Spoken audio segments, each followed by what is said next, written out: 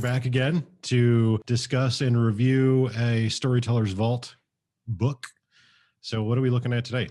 Today we are looking at Rose City by Night, written by Rachel Judd, edited, developed, and everything else by Rachel Judd. The cover image was by Michael Wiley, and everything else was from Rachel's personal art packs. Like she's amazing. So this is a very different example than the last one. The last one we reviewed was Clan Book Gargoyles, and today we're doing Rose City by Night. So this is a city book, whereas the last one was an incredible book that I highly recommend. It's one of my absolute favorite titles, Clan Book Gargoyles. Go buy it. It was a very early book that suffered from being very early. Yeah. And it's since been updated, by the way. I talked to Sam and I talked to Ben, and they reminded me that I bought the book years ago and they've since updated it with tons more pictures. Yeah. So anyone who heard our previous podcast, including me, because I didn't know that either. I didn't know. Yeah. Cause we both had these for many years. So apparently he's updated it with more interior art.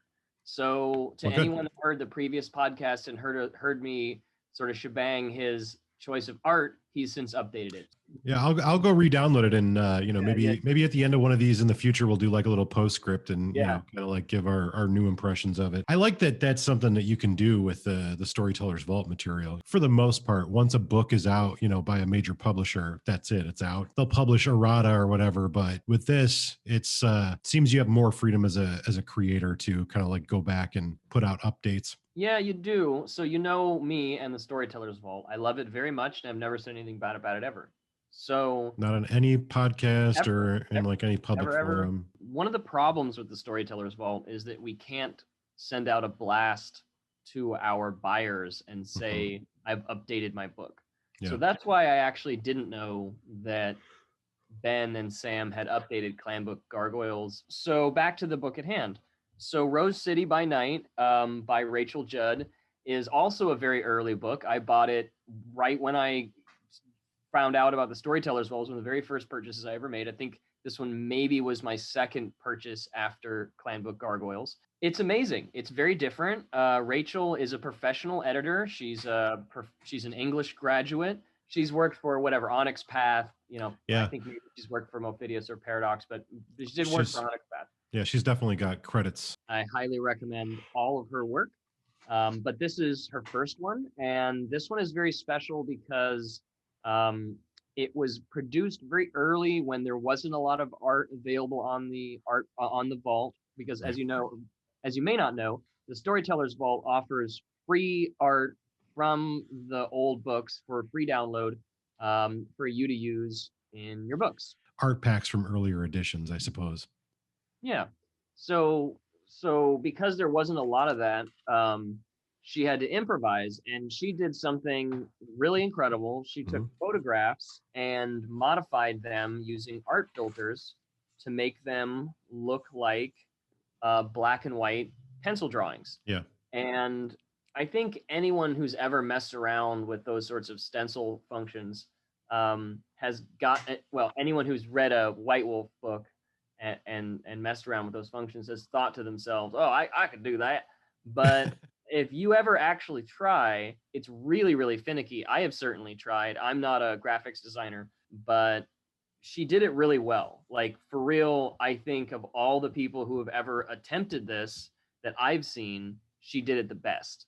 Even though I really like the art that I've gotten out of the art packs, I've been really lucky that I've been able to come in at just the right time when the art packs were already getting uploaded at such a high rate that I did really well with the art. I think it's definitely a distinguishing feature of this book. As you go through it, there are some sort of like general pictures that are in it that are from those art packs, but the fact that she also was able to include artwork that didn't originate from there, it looked like she had licensed a couple of photographs as well of Portland or places in the area, and coupled with how well the layout was done in the book, I thought that was very, very good. It was distinctly different. Yeah, it looks really good. The art inside of it, just to hover over that for a minute, is like it says, distinctive, because her filters work so well, and she, as far as I know, is the only one that does this.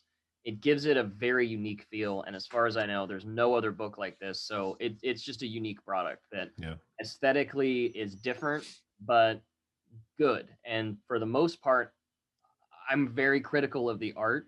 It's one of the reasons that the very first time I opened up a Vampire the Masquerade book, a friend of mine had already bought it. It was just sitting around in his house, and I just picked it up and flipped through it. And the first thing that I noticed was the art. So for me, one of my first loves for Vampire the Masquerade is the art.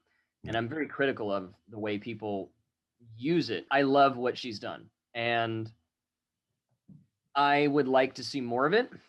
I actually know, because I've talked to her about these filters, that it's really hard to do, but I think she's open to teaching people how to do it. I don't want to volunteer that. I'm not her manager or anything, but I would really love to know how to do these filters. I think if more people did these filters, it would actually make Storytellers Vault products better. I think that the cool thing about this book and the imagery that's in here, along with the style that she chose to use for those photo filters, is that it seems modern. It seems like a modern take on the vampire world, while still being entrenched in the overall aesthetic, that black and white. Because one thing that I did want to mention, and I think it's important for people to know if you're in the market for books, it is a revised edition book. It's not a V20 Fair. book. It uses the revised edition rule set, and it uses that design aesthetic as well, with the layout of the book pages and all that stuff. So, if you're looking for something that's revised and you like that art style, this is going to complement that. It's not like a dramatic difference. It's just, it is made for revised. So yeah, it's just one of those things I found interesting. It is a revised book, but I actually didn't even notice that until you pointed it out. And it's like, oh yeah, it doesn't have any color in it. It's obviously not a V20 book. But I don't think that really means anything as a city book. Like, obviously one of the characters is going to have linguistics or whatever. But anyway, I don't think it matters what you want to run it in. I think you could run it in V5. Honestly, there's so much meta plot in here. So let's get into that. She has a very well developed meta plot to go along with the city of Portland, which is, by the way, I don't think I've mentioned that yet. It's called Rose City by Night. In my opinion, it should have been called Portland by Night. I think the title is confusing. It's a great title if you know that Portland is the Rose City. Right. Being from Northern California, spent most of my life near the Oregon border. I actually knew that. And I remember when I saw this book, I was like, I know what that is. I think I actually said it out loud. I was like, that's Portland. Yeah, I actually thought when I first saw it, I thought it was just like a fictionalized made up city, because I never heard of Rose City. This book should have been called Portland by Night. I don't think it hurt the quality of the writing. It's just hard for new people to understand what the F this book even is, because where the heck is Rose City? So when it goes into its meta plot, the history of Portland is handled very carefully. Portland and Oregon itself has a lot of very touchy history that she handles delicately. Oregon has the undesirable distinction of being the only American state to have banned the settling of African descent people. So you couldn't settle in Oregon territory if you were black. And that's even if freed states weren't even that bad. It was really bad. So Oregon has a very disgusting past, and that past actually continues to today, where Oregon is one of the whitest states in the union. And she handles that professionally, because she is a professional. She gets into the Prince Freya, and it's a Toreador 8th gen prince. That's expounded upon a lot. You get a lot of Freya in your face. There's a very well-developed history of Portland for this book, but holy crap, is there a lot of Freya. Well, yeah, there's a lot of information that goes back and forth between the Toreador, that's the prince of the city, as it's written here in this book, and then there is a follower of Set, also a very prominent character in the history of that. And then, of course, there's the Sabbat pack that kind of came and found the city in a manner of speaking. I think that the stories in the first couple of chapters about the history and those characters, I think, are pretty well written. It's very well written, very detailed, and you get a lot of it. I think the it's about 100-page book, and I think you get about 15 pages of meta plot. It kind of it reminded me a lot of those earlier, like Berlin by Night or New Orleans by Night, how those books were kind of laid out. Like it had the tempo of those books matches the tempo of this book pretty precisely. Not the writing, not the material in it, but just beat by beat kind of seems to fit very well. Yeah, I'd say it's arguably better written than Berlin by Night, but the layout is almost identical. Yeah. Yeah, every time I bring up Better so I written do, than Berlin. Come on, no, that's not possible. it's a very well written book, and its structure, I believe, mirrors some of the better written by Night books. So at this point, it's looking like a very normal by Night book, nothing unusual. But we'll talk more about that in a minute. I think the geography chapter is great. It goes on and on and on, but it's very important. It's extremely detailed on the 4 different sections of Portland. I Yeah. personally have been and spent a significant amount of time in Portland. It is a pretty big city, and it definitely feels that way. Yeah. Well, one of the important things about the geography of this book, or the way that it's presented, both in the chapter of geography and later on in the book, is the prevailing sort of theme that runs through this book is the scarcity of blood. And the concept that she came up with for this city, I think she does a very good job of maintaining that throughout. Hunting grounds in this city are much more coveted and much more, jealously guarded.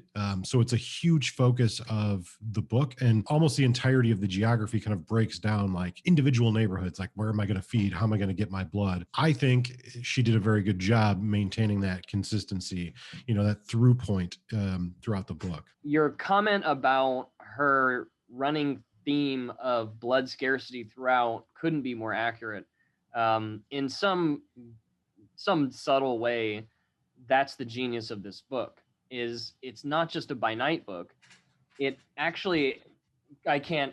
Okay, we're gonna skip to the next section because what comes up next after the very well done, very in depth geography section, she introduces metrics and other mechanics for feeding. Because blood is very scarce in this town, she's expecting you, when you're role playing, to not just say, oh, I'll go get a person and I get some blood and we move on. Right. It's supposed to be significantly more difficult than that. And she makes it really easy by laying out this chart, the chart that you love so much, on page 78, where she breaks down the different geographical sections, downtown, east, north, so on, and how difficult it is to find blood in the area and what dangers you might encounter trying to feed. From a 30,000 foot view, I find that to be not only fascinating, but it kind of baffled me, like, why hasn't this been addressed before?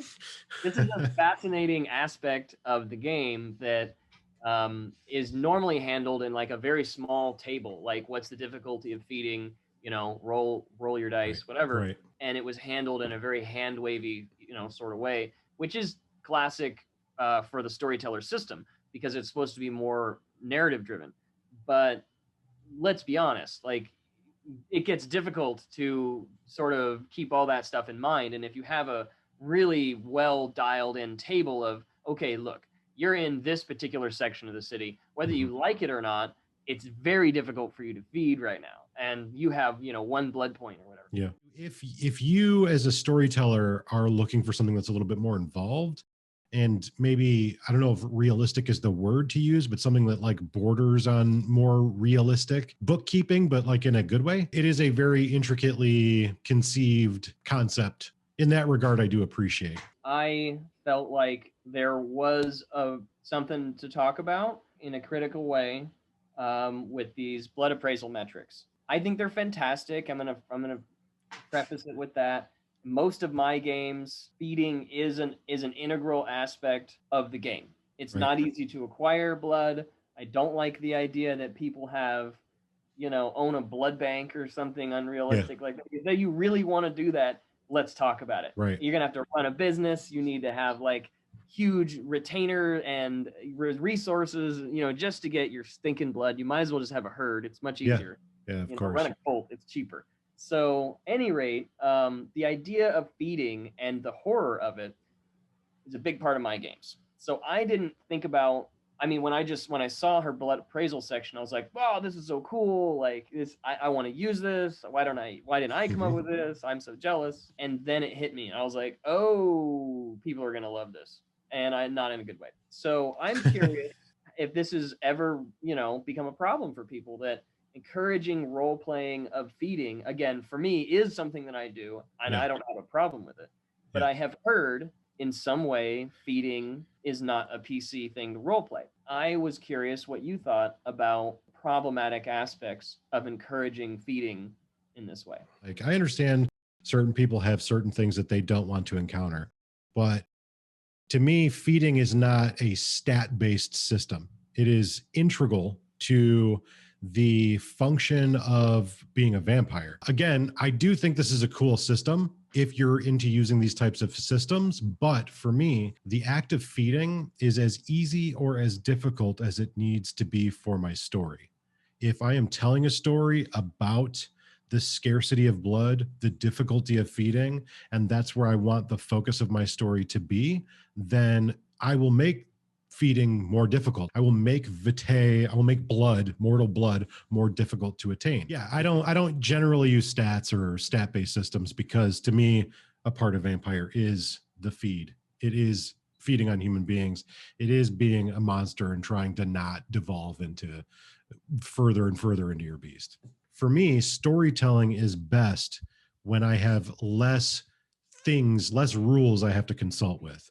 So, I'm really glad we do this show, not only because I enjoy talking to you and you actually read the fucking books, but I feel very differently about that. I don't have a problem rolling dice. I love it when I get to roll dice. yeah, I don't want the dice rolling to get in the way of my gaming, yeah, but like I didn't see it that way. I just don't see it that way. I see this being integral with the role playing, where you roll some dice and then now you get to role play the scene of feeding. I think it has another utility, going towards dice rolling and going away from role playing specifically for feeding can alleviate some of the anxiety people might have about the implications sure, of feeding. Let's just say the implications for assault. sure, And in that way, it can sanitize the one part of the game that I think some people really struggle with. I see the utility in it. I see the value of incorporating it. I actually really like it. Once you get past her talking about the blood appraisal, she has two other blood metrics that are really fascinating. One of them I'm not so big on, but she has a new skill. It's called Vita Preservation. mhm, And so this is like the thing that everyone is always thinking, like, how long can I put a blood bag yeah, in my refrigerator and keep it good for consumption? right, In my games, I often say you can't. It's yeah, not a thing that you can do. She addresses how long mhm, Vita lasts and can sustain a vampire. She actually has a skill that allows you to preserve it up to like a year, I yeah, think. And I find that fascinating in a lot of ways. First of all, I think it allows for gameplay reasons for like lower level, lower gen characters to survive longer without being in a pack or I think it's just interesting. Like you could have like a gangrel that like kind of goes out. I don't know. I see a lot of potential in the Vita preservation skill. Whether or not I like dig it on a magic level, Yeah. is a really just a different discussion. After this blood venting, blood mixology, whatever section, she gives 20, 20, 10, 20, 20, I think, like blood dolls, not blood dolls, but people that you could encounter and feed from. Yeah, like And a victim list. yeah, it's both disturbing and interesting. I never really developed this type of mortal in that way. So for me, it was a big surprise. I was looking like, what is this? Like, why is there another list of NPCs? And I was like, oh, these are for feeding on. Wow, that's dark. And there's a lot of them. But again, classic. She does it really well. Going back like a lot, there's a chapter that covers like it's not Threa, by the way. I think it's Terra, or however Thera is actually pronounced. I'm not totally sure. But we skipped over the actual NPC section. The NPC section is quite long. There are a few of them. The prince is there, of course. There's a number. There's like a powerful Assamite. They're great. They have very well developed backstories. But without going into that, because let me stick on one. One of them is very interesting. The one, of course, right? DB Cooper is in here. So so for those who don't know, there was an airplane robbery in the 70s or 70s or in the 60s. I think it might have been in the 60s, where a guy who was never caught, he hijacked an airplane, demanded a bunch of money, got it, and then jumped out of the airplane over the Pacific Northwest somewhere, over like Oregon or whatever.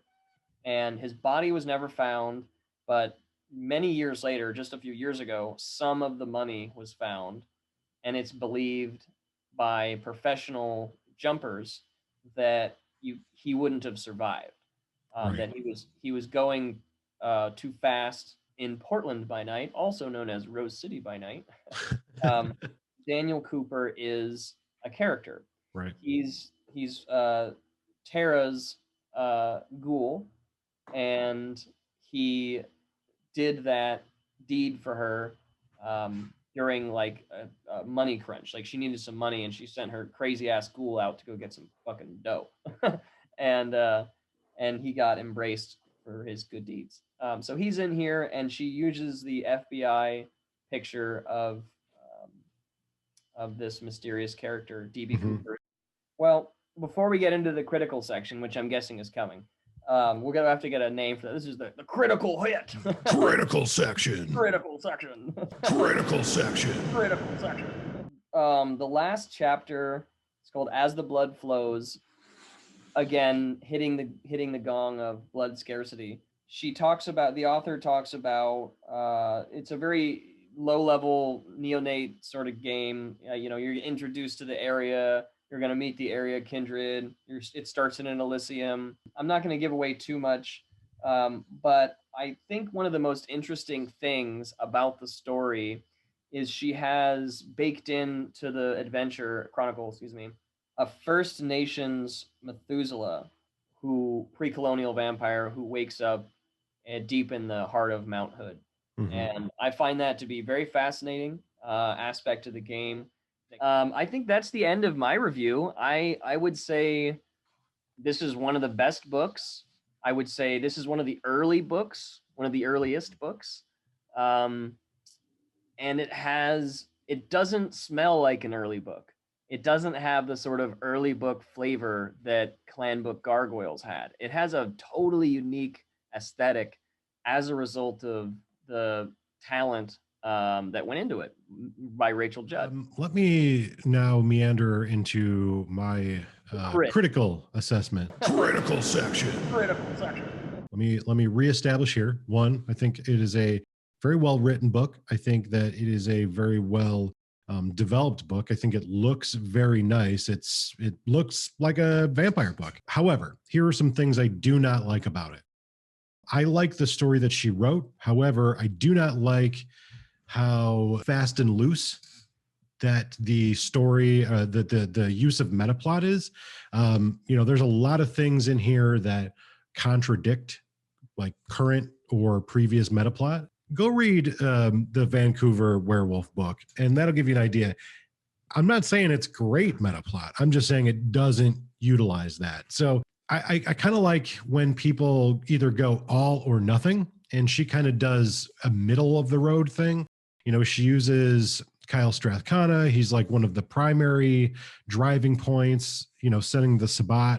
And, that's new meta. That's not part of the original material provided. But then also I didn't really care for the inclusion of the Southern Lords. I don't think that they needed to be present. And I don't think that they really added anything because it's just not really part of the meta plot. The last thing that I'll say, I don't buy the scarcity of blood story element because Portland is a small city, but like it's not that small when you compare it to Vancouver or Seattle or any of the other cities that are like that. And those cities don't have those distinct problems. A city of 700,000 people, yeah, it's not a lot of people, but really it is. Like I lived in Indianapolis, and Indianapolis isn't that much bigger than Portland, and I just don't see it being that level of an issue. So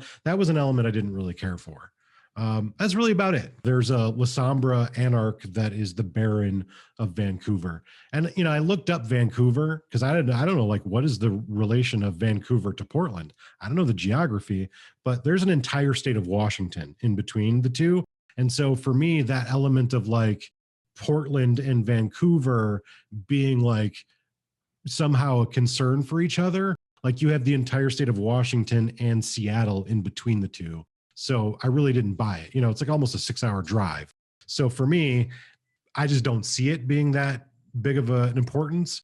And it's kind of, it's focused on a lot in the story. So, and it doesn't diminish the fact that it's still a good book. So yeah, it's a great book, great structure. It has a unique aesthetic because of the way the art was done. And it lends to, if you're interested in using this sort of blood scarcity metric, multiple metrics, whether you're trying to preserve the blood or whether you're trying to have a more dice roll oriented hunting, it's a great choice. I highly recommend everybody go check out Rose City by Night. Me too. Thank you guys for watching. We hope you enjoyed it, and we'll be back in 2 weeks with a new review.